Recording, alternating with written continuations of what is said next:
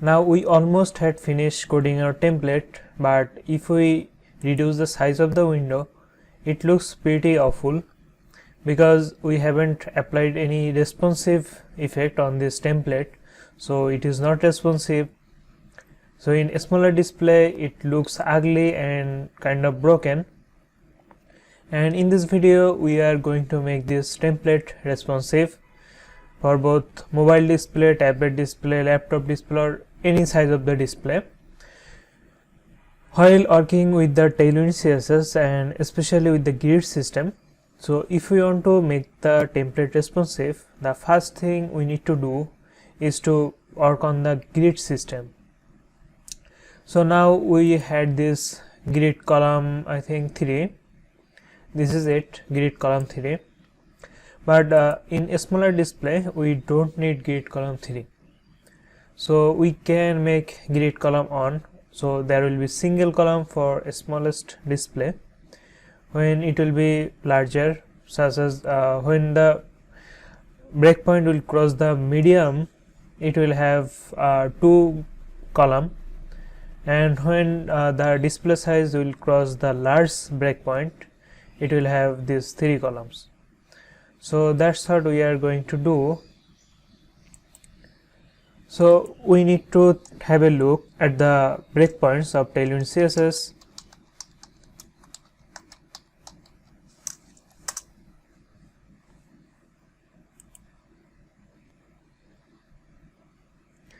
So these are the breakpoints. A small starts from 640 pixels, medium 768, large 1024, XL 1280, 2XL 1536. As like the other frameworks like Bootstrap, Materialize, Tailwind CSS also is an mobile first framework. So if we don't apply any breakpoint, then it will apply for the smallest display. So let's go to the template or the HTML, and here this has added the grid column 3. So it will be applied on every size of display because we haven't specified any breakpoint yet. But we on this grid column 3 for only the large display or when it crosses the large size. So it will have this grid column 3 only when the browser size will be more than this large. But what happen when the window size is smaller? So we also need to fix that. So for smallest display it will be grid column on, so it will have only on column. When the display size will be more than the medium, which is MD, it will have grid columns 2. It will be cols, not column. I think now the columns is okay. Okay, now it has this 2 column, but there is an issue here. We have given this, as you can see, this little line here. This is our second item. Maybe we need to fix the column span, because in here we have given this first item a column span of 3, but in a smaller size of display it doesn't have 3 columns. So this column span 3 will only be happen when the display size will be larger than this LG size. So when the display size will be larger than this large breakpoint, it will have the grid column 3, and only then this first item will have column span 3. So let's do that. It will be LG. Now we need to also give this value for medium breakpoint and the smallest breakpoint. So in case of the smaller size, let's do column span on, and medium size column span 2. Okay, let's save that, and now it looks pretty good. But there is still an issue here. In this item, which is the 5th item, we also give this a column span of 2, but in a smallest display we don't have that column span 2, so we also need to fix that. This is the 5th item, 3rd row. So it has this column span 2, we only need the column span of 2 in case of the larger display. So let's add the breakpoint of large, but when the display size will cross the larger breakpoint, it will have only the column span of 1. I think now it should be completely fine. Let's reduce the height, and now as we can see, this is aligning in on column, but if the display size become larger than the medium, which is 768 pixels, it will have 2 columns. So it looks fine, but now we need to fix something else, such as this gap here. This is too large for a smaller display, and also this element here, it looks ugly when the for the smallest display. So let's talk about the gaps now. So this is our smaller size of display, and in here all of the gaps are for this eye because they are aligned in on single column. So when we are creating the template, we have given this gap for larger display only because we have seen the template in larger display. So I am going to give this a breakpoint of large, but for a smaller display we need to fix the gap here. So in the Y direction, let's give it a gap Y of maybe 8. There will be a hyphen, and now I think the gap is fine. Okay, I think it is okay, but when it crosses the smaller breakpoint, which is 700, it will be 680 pixels. I think it looks kind of small, so we can give them a breakpoint of small and increase the gap. Let's try gap I and maybe 12.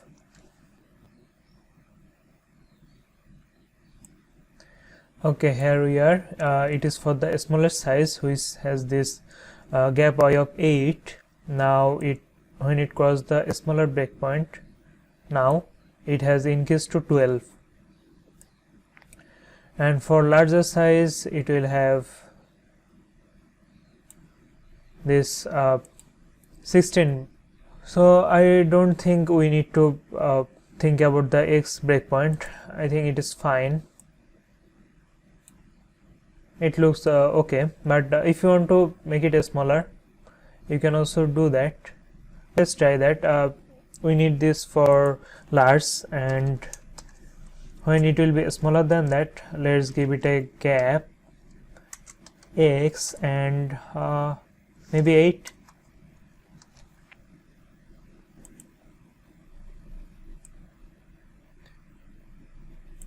And now it has this X gap of 8 in between those.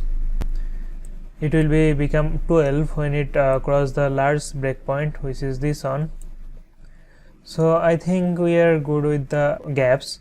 Now let's talk about this first item here, because when the display size becomes smaller, it is broken. We have given this display of flex. I think this is the first item, and it has this flex for every display size, but we don't want the flex for every size. So let's inspect it. I think it starts looking ugly when it crosses the medium breakpoint, so we can actually apply that. So when it will be smaller than the medium breakpoint, it will not have any display flex. So this is this flex. Let's apply a medium breakpoint on it. Now this doesn't have any flex, but it is taking only the half void because we have given this image a void of half, as you can see here. So this should apply only for larger display size than medium, and this also has this medium. It should look okay now. Now this element here has some issues. There is no borders in here, and if you look closely, there is some kind of line in here. This kind of things only happen when you work on a inline element, and in here we have used this anchor tag, which is an inline element. So we can actually replace this anchor tag with a div, or we can just make it a block level element by using the class of block. So it will make the display block, and when the size will be medium, it will have the display flex. So let's apply block, and I think it will solve the issue, and it is. So it is looking okay, but all the elements in a smaller display has this it's in the tailwind CSS. This is the post title, and this is a text XL, but the first item here we have given this a text to XL. It is kind of bigger and it doesn't look so good, so we can actually fix this. So this is the title here, and this is this text XL. So this will break down into two parts in medium display. So we can apply the medium breakpoint on 2XL, and when the display size will be smaller than that, we can give it a text of XL. Okay, now the title size is looking okay, but there is also lots of padding around it. It is okay for the larger display, but for a smaller display it is not looking so well. So we also need to fix that. This is the padding 7. Let's apply the padding 7 only after medium display. For a small, let's try padding 4. Okay, now it looks fine. Okay, now we have already fixed the grid issue. It is now completely fine. Also, we need to think about the image, because we have given this a image of height, I think, in the previous video for the fifth item, which is this one. So it has, this image has a fixed height, but we actually don't need that. So let's find the fifth item. This is the last item, this is the fifth item. Now let's apply this height of 72 only for large display. Okay, now it looks fine. We are fine with the elements or the blog post here. Now let's talk about these other issues like this title, padding kind of things. So let's do that. So I think for a smaller display, the text here is too large. So this is our title here. The text is 5 pixel, and I think it's okay for larger display than the medium. For a smaller size display, let's apply 3XL. Now there are some paddings here. We have given this a padding X of 4 and padding Y of 14. It is too large for a smaller display. So let's reduce to padding 10 for a smaller display, and when the display size will become larger than the small, let's apply padding 14, padding Y 14. Now it has reduced the padding at the top and the bottom. Now I think it is okay. Now in here, this has the same text size as the title, so we can apply the same kind of effect with it. So this is a subscription. This has this text 5XL, and we have added the medium breakpoint with it in the title. So we are going to do the same with it, and for a smaller display than it, it will be 3XL. Let's also think about the padding I. It is 32. Let's apply large. So when the display size become larger than the large, it will be 32. For the smallest, I think only the padding top will be okay. Let's see. Okay, it doesn't have any paddings now. Let's apply padding I of 12. Okay, it's okay, but when the display size become larger than the small, it is not looking okay. So we can apply another padding for the smallest breakpoint, a small breakpoint, not the smallest. Let's do padding I of 20. I think it will be okay. Okay, it looks fine now, everything is okay. But if we inspect it, and for the smaller size, this subscription is looking ugly, so we need to fix that. So it has this margin I of minus value, this is the input, and it has this minus margin L of 12. When it breaks down in the smallest display, we don't need that minus padding. That is what putting it to the left side, we don't want that. So let's apply a small breakpoint with it. So for a smallest display, it doesn't have any margin left of minus value, so I think it should be centered now, and it is centered, but there is no gap within it, so we can also add some gap.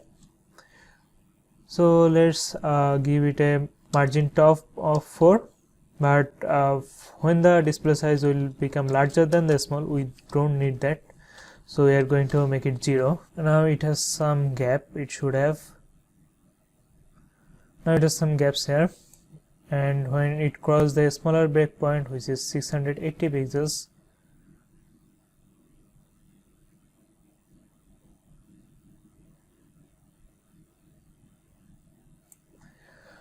okay, it looks okay now. Now let's talk about the footer. So it has this highest height, I think maximum height of 5 pixel, but for a smaller display it doesn't apply, so it is taking the entire height, and this has no paddings around it, so we can apply some padding. But for the smallest display, it is not looking okay, it is too much congested, so we can apply it in vertical alignment, right, in the center and on by on. So it has this flex, let's apply when the display size will become larger than the small, but now we want to make this center, so we can apply an text center with it. Text center, it should make it centered. Okay, it is centered now, but for larger display than this smaller breakpoint, which is 680, it doesn't have any paddings around it, so we can add a padding at the x direction of 12. Let's try 12. Now it has this nice little gap here. It also works for the smallest display, and it looks fine. So I think it is okay, but if you don't think it has been completely responsive, there is some issue, you can obviously work on it. It is the same system, just apply the breakpoints, whatever class you want to modify. Now in the next video, we are going to add a menu with it, and we will make it responsive while doing it. So see you in the next video.